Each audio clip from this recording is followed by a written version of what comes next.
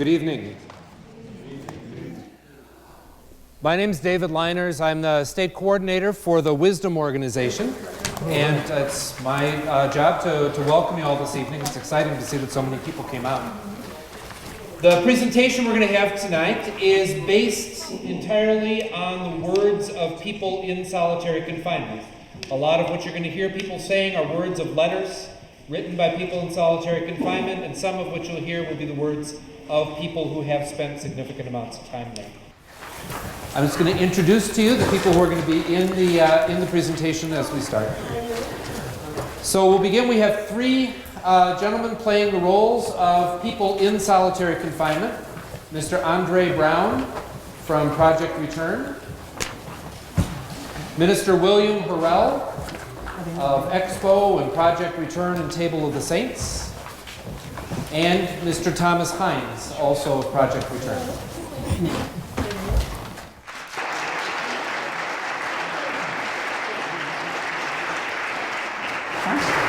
We have three people taking the roles of correctional officers. All three of them are leaders in the MICA Religious Leaders Caucus. They are Reverend Joseph Jackson, Reverend Dennis Jacobson, and Mr. Dennis Lowder.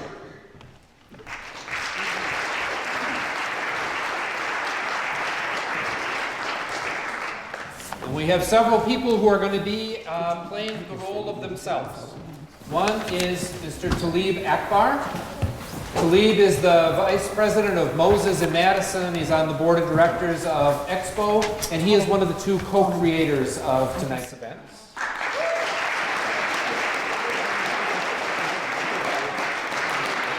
And also you have Ms. Melissa Luden, who is the state president of the Expo organization, as well as Keisha Russell, who will both be speaking as themselves.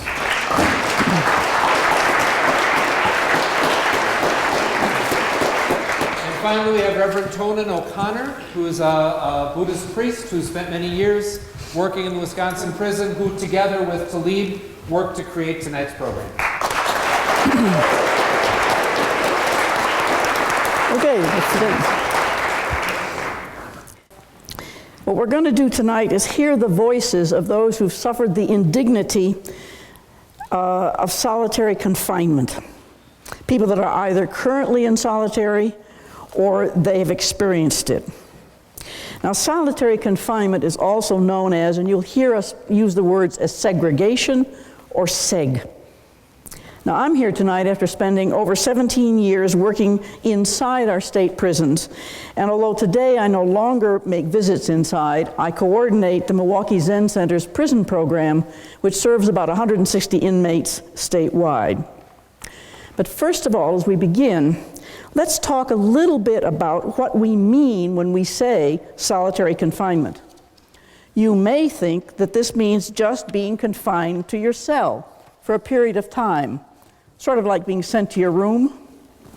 This is not solitary confinement, which takes place in specially constructed segregation units in each regular state prison, along with the Wisconsin Secure Program facility, known fondly as the Supermax. It was constructed for the sole purpose of confining people in solitary cells. Now, these units are constructed for the sole purpose of cutting off exposure to daylight, but with artificial lights that blaze 24/7. They're meant to create sensory and spatial disorientation and a complete lack of human contact. They are units of torture. Now, as for me, I sat for a number of years in tiny concrete interview booths to speak with men incarcerated in the Supermax. I peered through TV hookups to the segregation units of many other state prisons.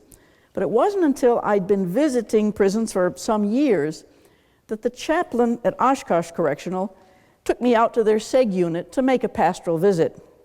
And he asked me, would I like to see an actual cell? Well, of course I would.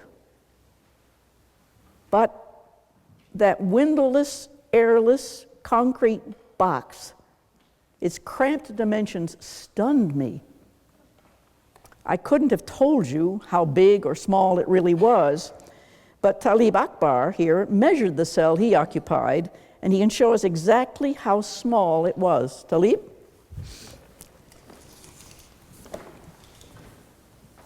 Okay. The cell measures, get the thing, 10 feet deep by 6 feet 2 inches wide. Now, it contains very little. And when you think about 6 feet 2, that's not very wide. It's going to have a concrete platform that, when covered by a very thin pad, will serve as a bed. There is an open toilet and a sink. Bring it down a little bit, guys, below the end of the room. Okay. There we are. Now, the steel door, there's some photograph outside if you want to look at it, has 2 slits in the door, 2 traps, so that cuffs and manacles can be applied to an inmate's hands and ankles before the inmate is brought out of the cell. A cell rightly referred to by inmates as the hole. Now, something we should understand as we get into this is that 23 hours a day are spent in the hole, with 1 hour outside in a steel cage for so-called rec. According to the United Nations, more than 15 days in such a situation must be identified as torture.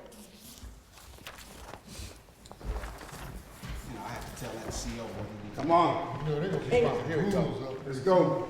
You know, what's up, man? Come on. Why you taking it? Oh, you know. Why you taking it? Come on. I didn't tell that CO what he needed to hear. He was disrespectful. Open C-23. You know what? You feel like you can teach me or treat me any way you want to? Well, you can't. You know? It's all right. You'll get yours, CO. Close C-23.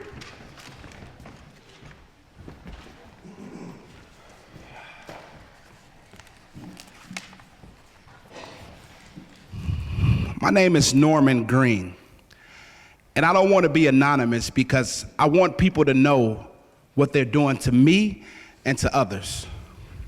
I call myself Ras Uhuru, which can loosely be interpreted as one who advocates for freedom.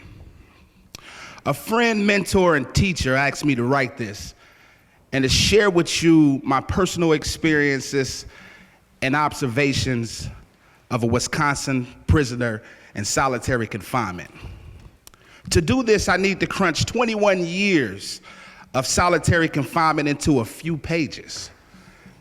I recently turned 45 years old, and I've been in Wisconsin prison system for 27 years, 21 of which were spent in solitary confinement. The last time I think I was in general population was September 14th, 1998.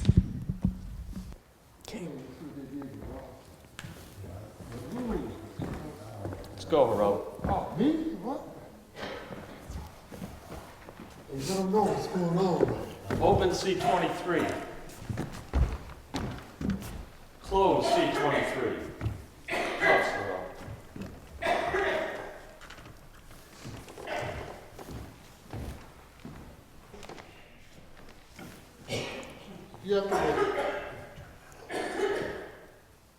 If you have to wait 2 weeks for earplugs, you are in absolute hell.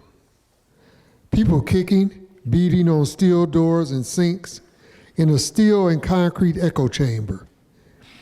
Inmates yelling at staff or people on the range. You can't read, write, focus on any task. Sleep deprivation is extreme. Once I read the same page for 2 days. The lights are on whenever it's dark outside.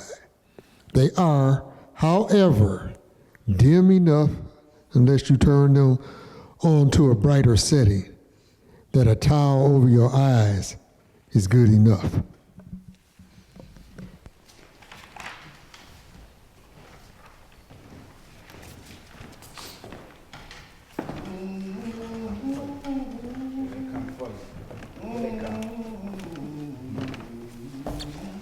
All the time, over nothing. What about What? for our procedure? What procedure you guys have? Oh, your head, Tom. Lock me in like an animal. That's what they pay you to do? Yes, it is. Yeah, I'm sure it is. Open C-23. Close C-23. Cuffs down. All the time. Nothing. I don't want to get down. Put your hands on unless you want to keep them on the whole time.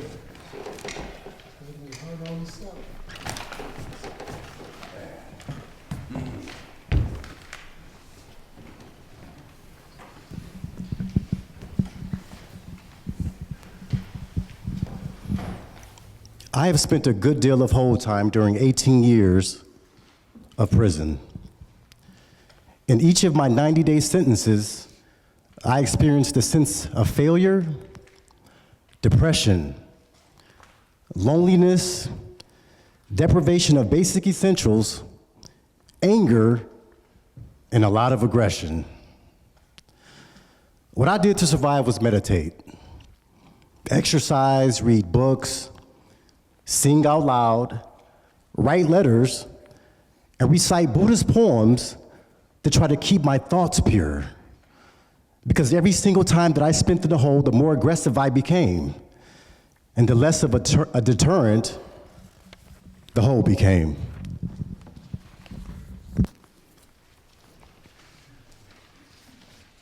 Many of us have protested against the abuse of lengthy solitary confinement. But in a number of cases, the Department of Corrections holds prisoners in solitary for indefinite and lengthy periods of time, calling it administrative confinement. Essentially, this means whatever the administration wants it to mean, with no limitations. Inmates who buck the system often end up in administrative confinement, and both those with mental illness and some without are housed in so-called health units that are just another form of solitary. Remember, the UN considers solitary confinement of more than 15 days to be torture. But here in Wisconsin, disobeying orders, 60 days. Fighting, 90 days. Threats, lying about staff, 360 days. Soliciting aid from a volunteer, 90 days. Disrespect, disobeying orders, 30 days. Threats, 180 days.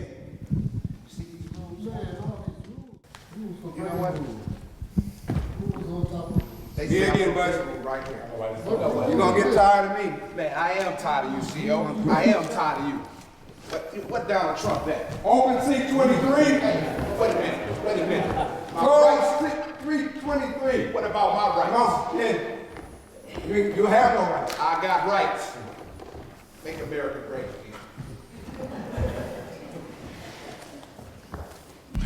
I'm currently in the hole serving 90 days. I have both the spiritual wherewithal and the social support to hold me up when I would otherwise buckle under harsh conditions. But entering the hole is disturbing. For the first few weeks, for the first few months, I was out of it. I was mentally disoriented, emotionally drained, and spiritually weak. I felt totally defeated, which led to heavy depression. The symptoms of depression I experienced were suicidal thoughts, hallucinations, fatigue, lack of appetite, high anxiety, dizziness, and frustration from solitary confinement.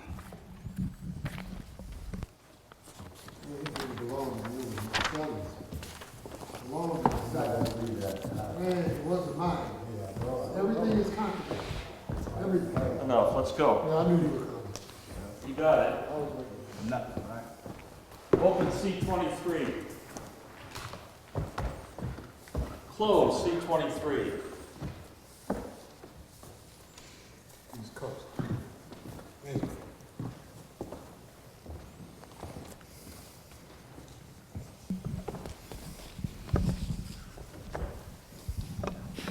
A few years ago, when Wisconsin sent inmates out of state, I experienced 2.5 years in solitary in Tennessee.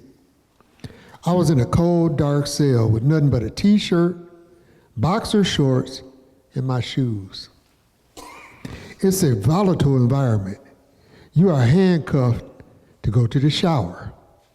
Then, locked in the shower, the handcuffs are removed. You are handcuffed to go to rec, locked in a cage that resembles a dog kennel, and the cuffs are removed. I would see guys beaten and dragged out of their cells for refusing to have the handcuffs put on them.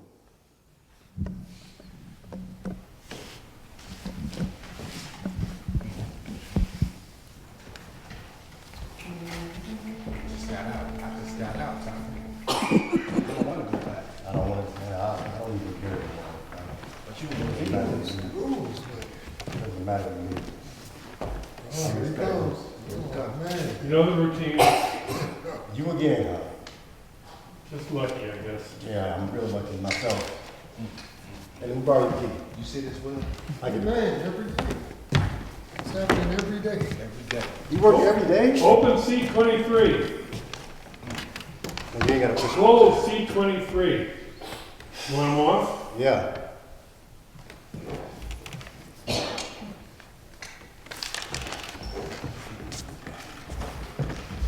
Every day. Every single day.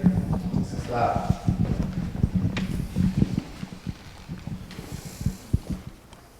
For far too many, the symptoms of stress will last for the duration of their time in the hole. Some of the men in the hole have a 240-day disposition, and most will serve at least 120 days before going to a maximum security prison. Some of these guys are fresh off the streets, where they self-medicate to deal with their stress and depression. Most have no reference point for managing and remaining centered under such debilitating conditions. So they would resort to taking psychotropic drugs. These are highly potent psychotropic drugs that will allow them to escape the torture of the hole by simply sleeping their time away. I did not fully understand the impact of solitary on inmates until one morning at Green Bay Correctional Institution, when I faced our small group of Buddhist inmates to conduct a memorial service. It was with very deep pain that I addressed them. Jay Summers, a member of this Buddhist Sangha and a resident of Dorm A, took his own life a short time ago. We grieve for his loss. He will be missed. We are saddened by his grave mistake in rejecting the great gift of life. Jay had committed suicide in Seg. A closely held, dreadful secret is the number of men and women who have followed and who will follow in his footsteps. To be honest, I'm really here today to honor Jay Summers and others who have found death as a way to escape their pain. Wow. You heard about Jay? Hey, That was hey, I'm here. We mourn. And you know what? I know you don't care about it. I know you don't. I really don't. You want us to die. I really don't. You want to see 23 open? Hey, if I die, would that make you happy? See 23 closed. Yeah. Come on, you know. I know. Yeah. Go ahead. You get paid off of my death certificate. Good money. Jay. Wow.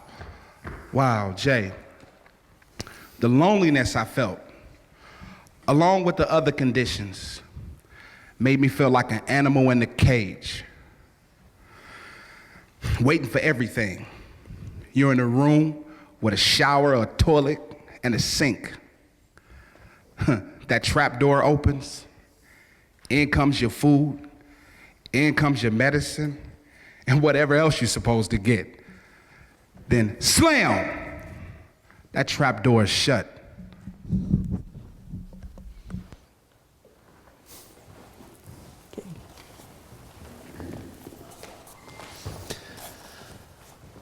You would think that you'd welcome the slightest opportunity to get out of that box. But there are also problems with not being there. Here, Talib and a couple of the correctional officers will show what can happen when you're taken out to be escorted to the Health Services Unit, or HSU. Akbar! What? HSU. I didn't put him in the way chest. All right, where's your ID? Here it is. Okay. Open C-23.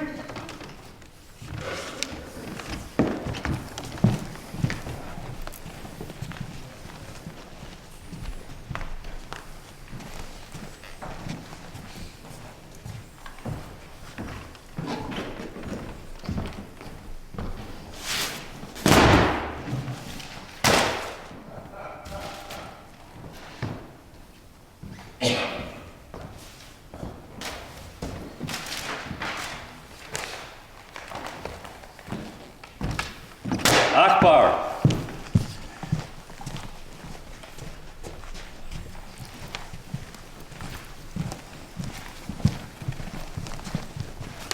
Oh man, who did this to myself? Who did this to myself? I don't know. Oh, look at me. Leave it. That's contraband. Contraband. Oh man, I want to see a white shirt, man. Oh, we'll have to lock you back down again then. Close C-23. Man, you didn't have to do this here, man. You ramshacked my cell like this. That was unnecessary. So, Talib That's not right. had asked to see a white shirt, an officer of a higher designation, not one of the regular blue shirt guys. He wanted to make a complaint about what had happened.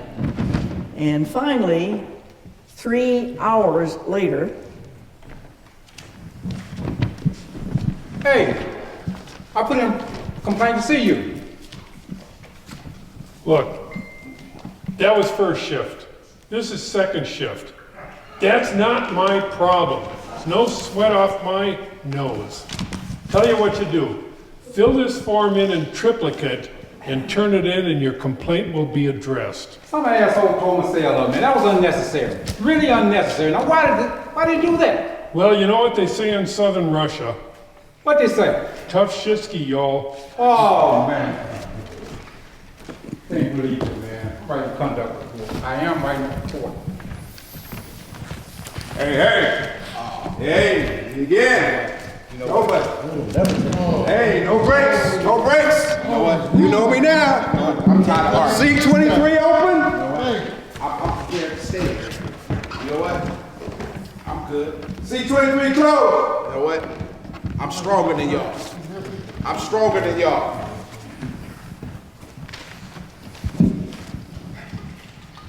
I recently overheard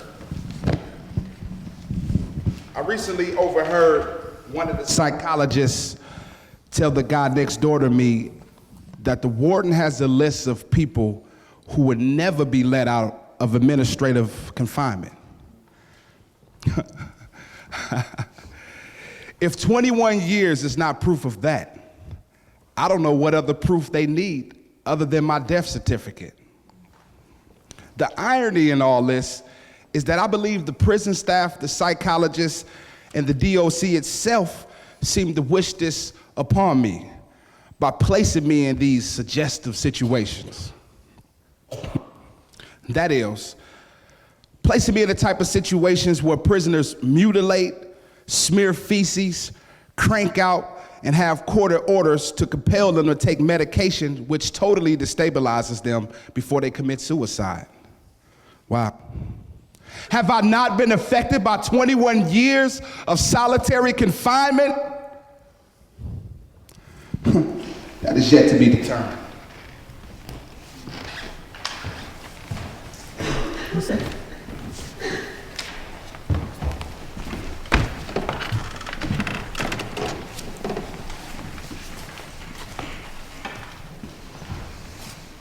are the letters and words of real people, and I'm here as someone who personally experienced solitary confinement. I'd like to share a little of my story with you.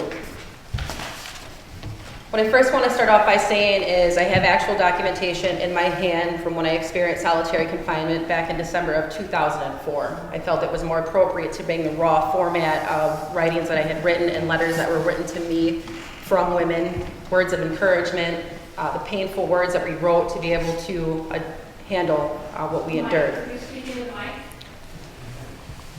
Is the mic on? Thank you. I want to explode. I want to run.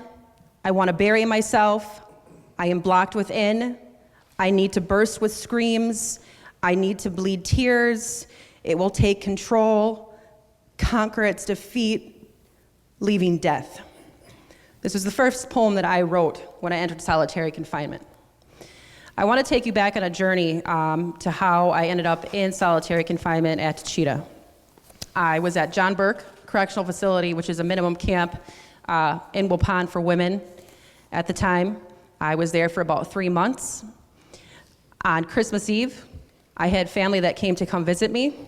One of the things that happens when you're incarcerated and you have family that comes to visit you and they talk about drama and they talk about problems that are happening outside that are family problems, it is hard for somebody incarcerated to process it because we do not have control over the situation. When my family came to share with me that there was a breakup with my parents, the duress that my sisters were in, it was very hard for me to process what was happening because I couldn't do anything. At the time, I was working to be able to go to the Challenge Incarceration Program, which was up at St. Croix, which is a boot camp program, 6 months. If I could have completed that, I would have been able to go home. The other challenge I had with that was part of being on that program, you cannot be on medication. I was prescribed an antidepressant and an anti-anxiety medication that I did not want to be on. The psychiatrist that I worked with felt the need that it was important for me to stay on that. I didn't feel that it was appropriate for me to be on that, so I ended up taking myself off cold turkey. If any of you have ever been on Klonopin, I was on Klonopin for 30 days. I didn't like the way it made me feel, and taking myself off cold turkey increased my anxiety tremendously. During that again, had the visit with my parents, sisters. I ended up going back to my room, and my roommate and I had an altercation. She had made derogatory remarks about my family, my sisters. That was it for me. I had a fight with her. At that point, her and I were both placed in different holding blocks. At that time, nobody really came to us to see what happened, what transpired in that situation. We just knew that we were going to be placed in a white van on our way back to Cheetah in Fond du Lac.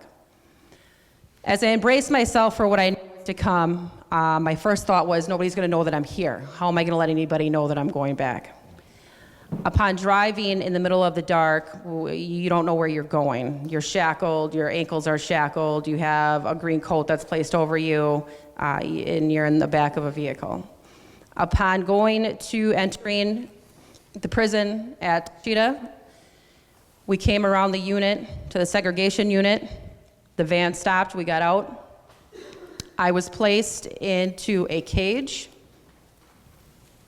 I knew what was to come. All my clothing had to come off. Everything. And as a woman, you hope that a male isn't around the corner trying to see.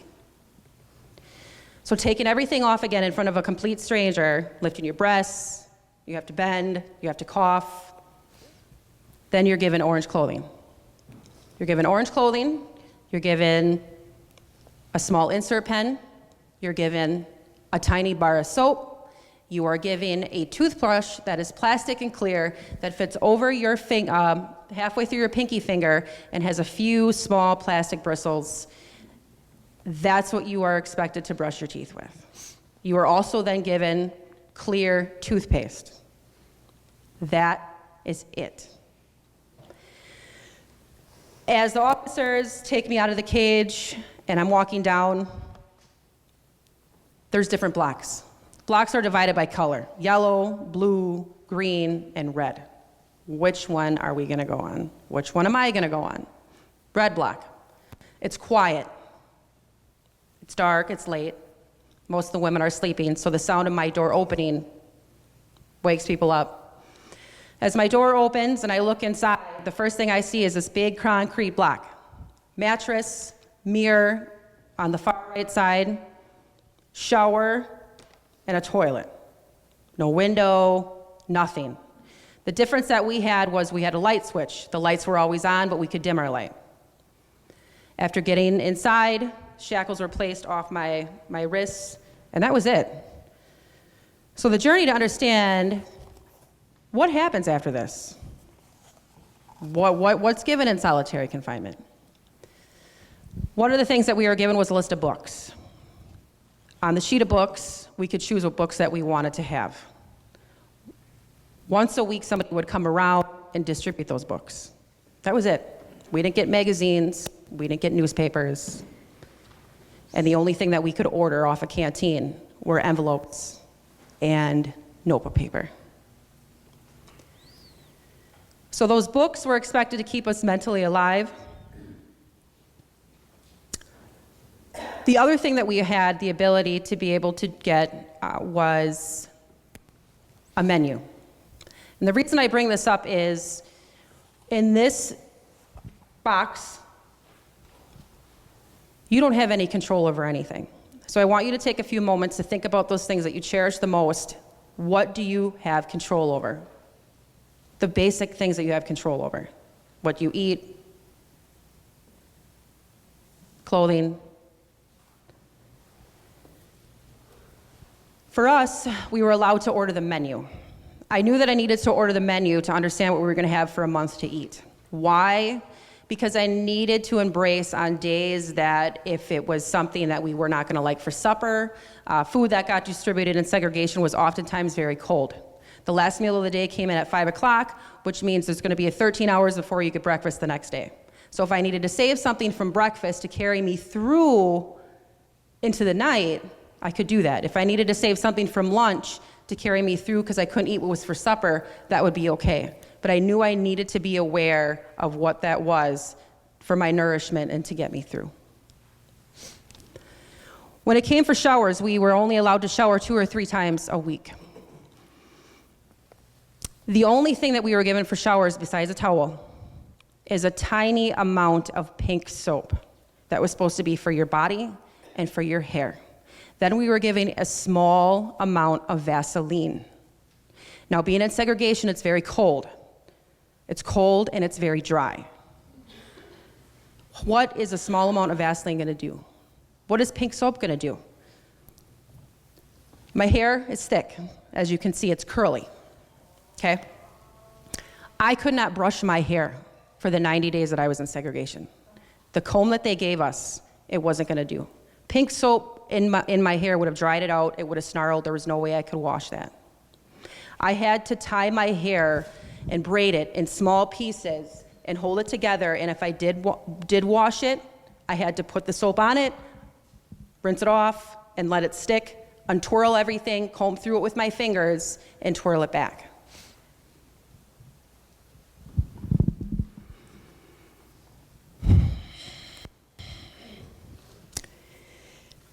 As I move on in my story, one of the things that I want to specifically point out is the women I was incarcerated with. They were the first people to find out that I was back in segregation. They were the first people to offer me support when I was in segregation.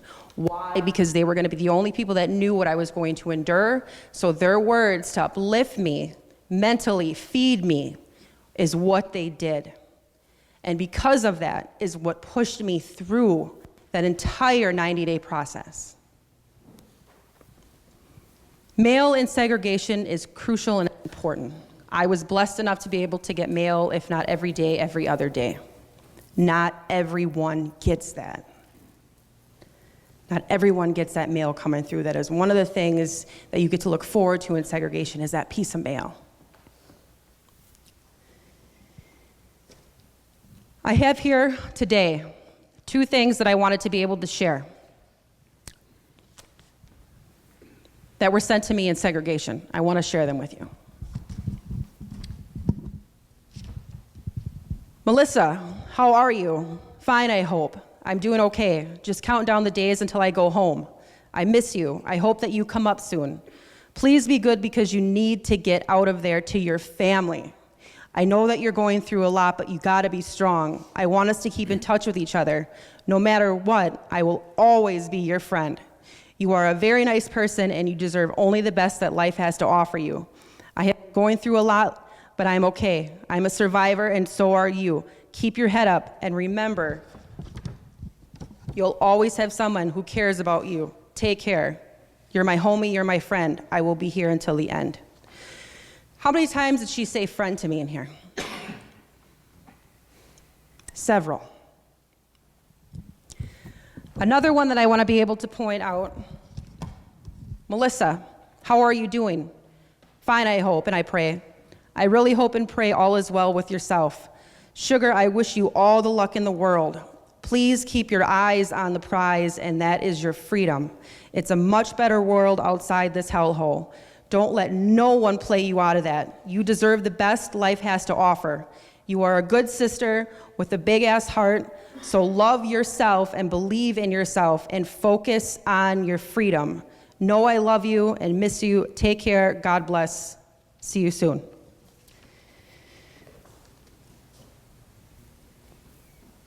When you're in segregation, whether you're in general population, women take care of each other. Women are the ones that offer therapy to each other. You can get mail outside from your family when you're in segregation, but your family is not going to know what this is like. They can't vision it, they can't imagine it. Speaking of family, for us, we had the ability to make a phone call. With that phone call, a phone was brought and wheeled down the block. An officer dialed the phone. The phone was placed inside your cell. That is how you talk to your family. For anybody that has been incarcerated knows you do not want to break in front of your peers. You don't want to break in front of your family. You just have to remain strong as much as you want to break down. So you make them I'm fine, I'm good. How are you doing? I'll see you when I get out. Don't come visit me. If my family were to come to visit me, it's on a video. I didn't want that. Just know that I'm okay. I'll see you when I come up in April.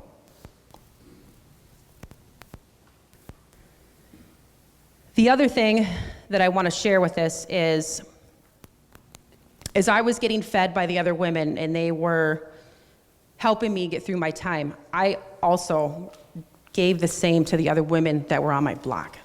We would check on each other. We would call each other every morning. Keisha, are you okay? Tamika, are you okay? If we didn't respond, we would keep asking. Same thing at night. We said goodnight. How you doing? In doing that, I became aware that I was next to a young black child, a black girl, next to me. 14 years old in 2004. How did she end up in solitary confinement at an adult women's facility? In her sharing her story with me, I was able to find out that she was in Southern Oaks for fighting. She had gotten a battery to prisoner, caught a felony charge at Southern Oaks. Because of that, they placed her in segregation at Tachita. The other option was for her to go to Monarch. Monarch unit is for people that have severe mental illness. At the time, it was not a good stigma. You didn't want to be in that building. And for a child to have to go into that building, we can understand why she chose not to do that. But she could not go up into general population until she turned 18. How did this child end up in this? So I knew that it was going to be up to some of us to fill this baby, to be there for her. Because she was one of them that acted out for attention.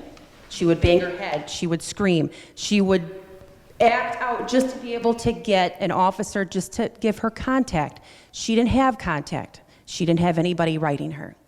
And when I talk about contact, imagine for months not having physical contact with somebody, not being able to touch them, not being able to hug them.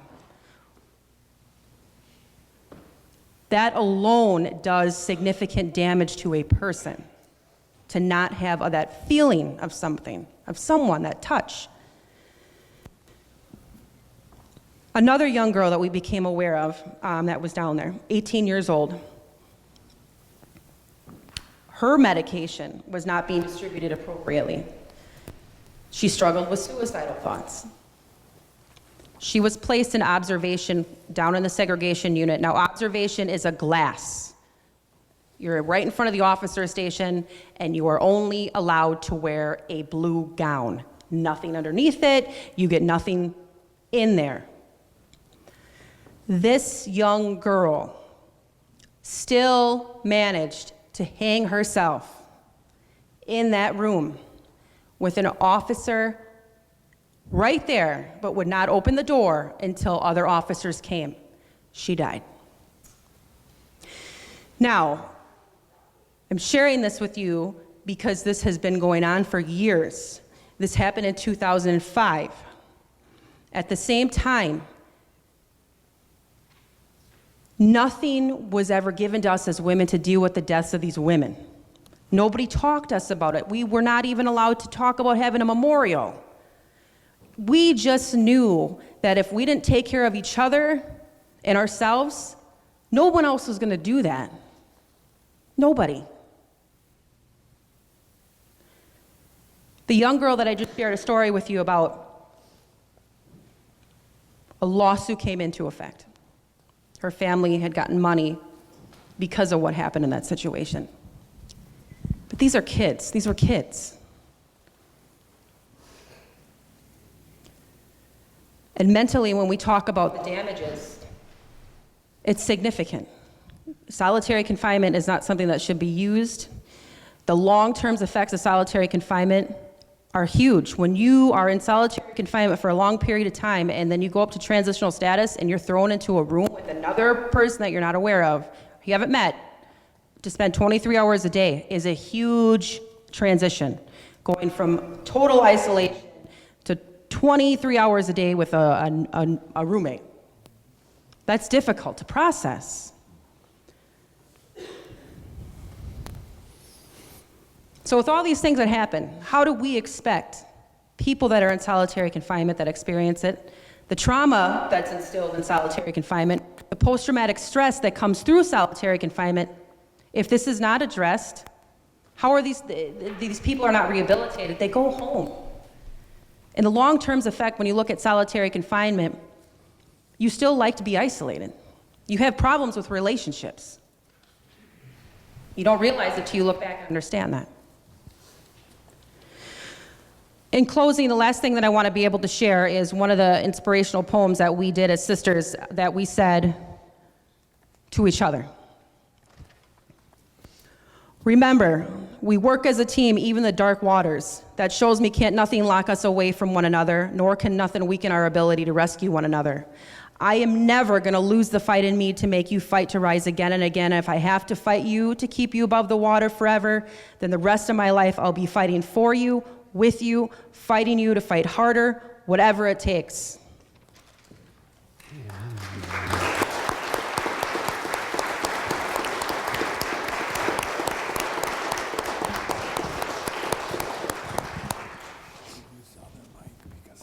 To live and survive in TY, we're watching our people struggle and fight. Can you feel the pain that we hold inside? Determined to live, but still we die. I was sentenced to 8 and 360. So that's over 368 days in the hole. I'll tell you why. I was a person when I was in Teachita, I would say, hey, we should do something positive. So Juneteenth came around. I said, on Juneteenth, we did nothing, no Black history, nothing at Techeetah. So I said, why don't we all wear afros? And everybody was like, yeah, that's cool, we'll wear afros for Juneteenth. So 700 women wore afros. The officers were like, hey, yeah, that's cool. You know, I know the Ohio players, that's cool that you guys wore afros. So I was like, oh, cool. We went on about our business. There were 14-year-olds, 15-year-olds, 18-year-olds in prison. I used to take those and I said, let's do something positive. Why don't you write a song? Why don't you rap? Why don't you do poetry to keep them out of trouble? So the officers and the administration seen me as a threat. So if I said in their mind, we were gang related, I created a infallible helping hands. It was Infallible Records, we called it. And they said it was a gang. Now I'm like, you know, I wanted to come in from prison. I came from UWM, I was in college. I don't even know too much, anything about a gang. So one day, the captain, the white shirt and a blue shirt came and he said, let's go get the president. I haven't done anything. So, oh no, that song that I sung, they found it, rewrote that song. So they found it in our room. We wrote this song after a lady, one of the inmates, went to the officer. She was like, I'm having chest pains, I need my medicine. And the officer said, I don't care what you need, go back to your cell. She died that night. So we wrote the song. And we wrote the song, and then they went in our cells and they saw the song. And from then on, everything started to play out. So they put me in the hole. They said, let's go get the president. And I had never been in the hole before. So this was the brand new hole in Techeetah. Similar, just like this. And so when I got down there, I was like, oh. And the officer was like, it was just 2 male officers. So they were gonna strip me. And I was like, take off your clothes. I said, I'm not taking my clothes off. 2 male officers. I said, I'm not taking my clothes off. I'm not doing anything. It was cold down there. So I had to wait like 2 hours for a female officer to come. I went in the hole. It was dark and it was quiet. And so I'm like, oh man, I don't know what I did. What's the problem? So 4 o'clock in the morning, I hear this wailing. And I'm like, oh my God, that just jolted me. And I was like, what is going on? It was somebody next to me. She had mental health issues. But she was in the hole. And so I was scared out of my mind. So I sat in that hole for 2 months before I had a hearing. And when they gave me my ticket, they were like, we are locking you up for conspiracy to escape. I was like, okay, I know I'm not gonna be found guilty of this. I'm going minimum in 2 months. If I'm going minimum, why would I escape? So I knew it was just a setup. I knew I was gonna get out of it. So when that man said, they brought somebody from the men's institution, a black man from the men's institution to give us our sentence. He was like, I'm giving you 8 and 360. I said, 368 days in the hole? Are you serious? They gave me 368 days in the hole. When I went in the hole, I was 155 pounds. When I came out of the hole, 368 days later, I was 120 pounds. When they were doing this, I was just getting flashbacks, and they would wrap the belt around me. And the officer said, why are you so skinny? I didn't eat meat. So I just came today to give you a public announcement. When I was in the hole, I was standing in the hole talking to another inmate because I was in the red block, looking over. And I remember I fainted, boom. And all I heard was, cash, cash, cash, cash. That's all I heard, the whole block just calling. And I came to. Never once did an officer come and check on me. Never once did I see a medical practitioner. Never once did they show some type of care for us. We were animals in a cage. That the things that some of the men had, I was telling Melissa, I was like, we didn't have that. We didn't get that. Imagine you having a woman on your menstruation and you get 3 maxi pads a week. Imagine that. 2 showers a week. When she said the soap is this is what we get. You know the samples at Sam's Wholesale Club, this little samples, those cups, that's what you get. It's smaller than that to cover your whole body. When you complain and say, oh, something is wrong with me, I don't feel well, you know what they would say? They would send you a letter. I was like, oh, I fainted, I feel faint. They say, drink water. Well, my leg is numb, drink water. Well, I feel like I'm about to die. Well, you should drink more water. Imagine a woman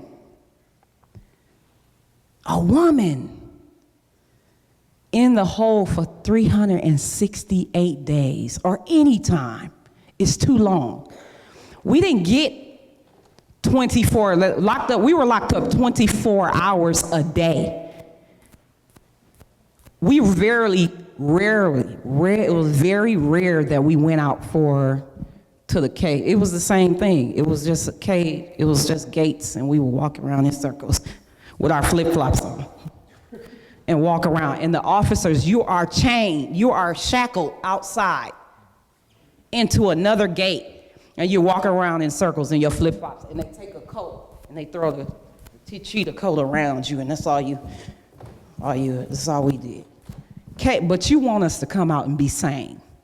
And you want us to come out and do well and re-enter and reintegrate and rehabilitate. No. I hear women screaming all down the blocks. I remember like one of the guys said, there's no peace in the hole. And it isn't hardly ever. We didn't get earplugs. I put tissue in my ears. And one day I put tissue in my ear, went to sleep, and the tissue was stuck in my ear. And I couldn't pull it out. So I took the insert of the pen, because that's all we get is the insert of the pen to write. And I was digging and trying to dig it out my ear.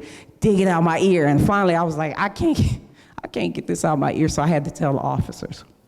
They took me out of my cell inside some area of the segregation and had the ladies look at it. So I had to go through this process like that. I had to see her like 3 or 4 times to get this tissue and blue ink out of my ear. Segregation is the most heinous. It's so, like, you can't even see people. Like, we would talk through the vent. Hey, you all right? Hey, you hear me? Come here, come to the vent. That's how we would communicate. When I say I did this time in the hole, it like drives you crazy. The only thing that kept me was God, my God, because I don't know how. The women, I used to try to encourage the other women, so I would try to play Family Feud. I would say sing and all these other things. And that one lady who was next to me, who was wailing, she had a mental health issue. And she was down there. She was down there before I was, and she was down there when I left. So imagine how long she was in that hole. And the only thing is she would have these fits. And these women are, when I say having a fit, they are putting feces on the wall. We're trying to drown the cell.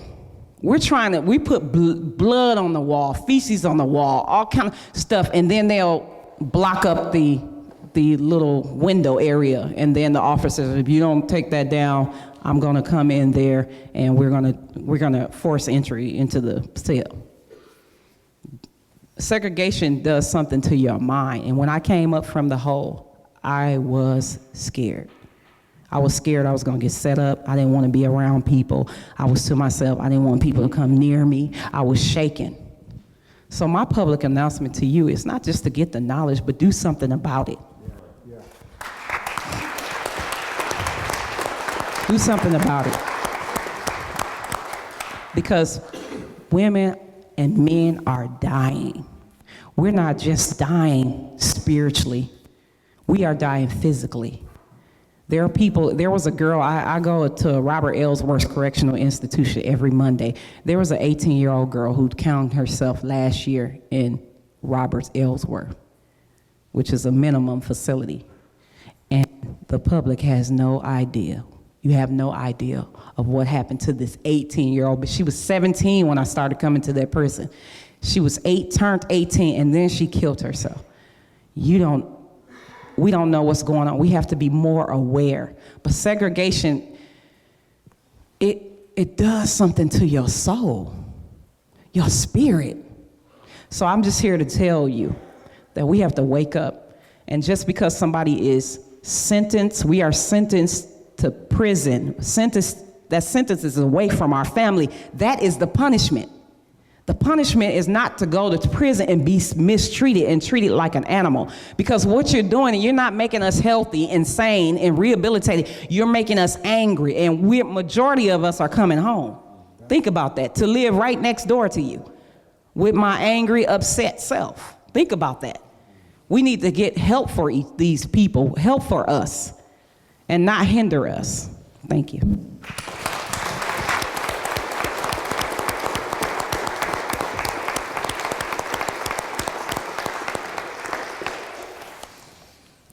We're going to close with a letter that I received a couple of weeks ago from an inmate currently at Waupun Correctional Institution.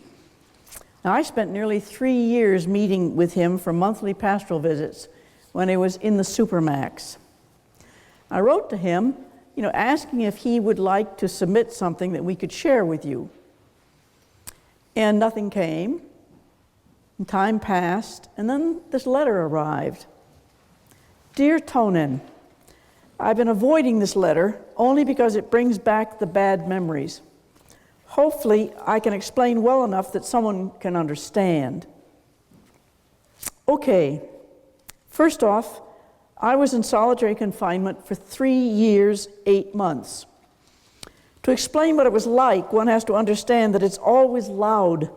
There's always yelling or pounding on the door. It's never just one person, 10 to 15 guys. There was even a time when we had 6 guys take shifts making noise. Just to do it, to be mean, nothing better to do. You also have to understand that you are at the mercy of the guards. If you piss one off, all of them are out to get you. Now remember, they control everything. Water, food, mail, air quality, toilet paper, recreation. Your world revolves around a guard. If the guard's in a bad mood, well, guess who they take it out on? You. Remember, you must expect is a better word, that the guards will spit in your food, will deny you mail, will shut off your water. Guards will treat you like a worthless piece of shit. You will start to believe you are worthless. The people around you, the guards, the inmates, they don't care. They don't care if you live or die. Just expect the worst of human nature. You'll probably get your ass beat, you'll get lied about. You are a pile of shit. And as for surviving, keeping your sanity, you don't. You come out changed. You are not the same. I am not the same. Just a couple of days in seg gives you an idea of what's in store during 3 years, 8 months. Changed me. And as time goes on, I see it more. I don't like people. I tolerate them. I don't like the guards. I definitely don't respect the job that they do. I expect the guards to screw me over in some way. Thing is, they never let me down. Every guard, and I mean every guard, has screwed me over in some way, usually just because they can. I am not the same person. That person who went to solitary confinement died in there. No one comes out the same. Every person who experiences solitary is changed. and nobody cares. Who could I turn to? The world outside solitary is so outrageous that people on the outside can't believe it. Only months, years later, when someone sees the mental change, then what good is it? It's too late. The damage is done. You can't unring the bell. Okay.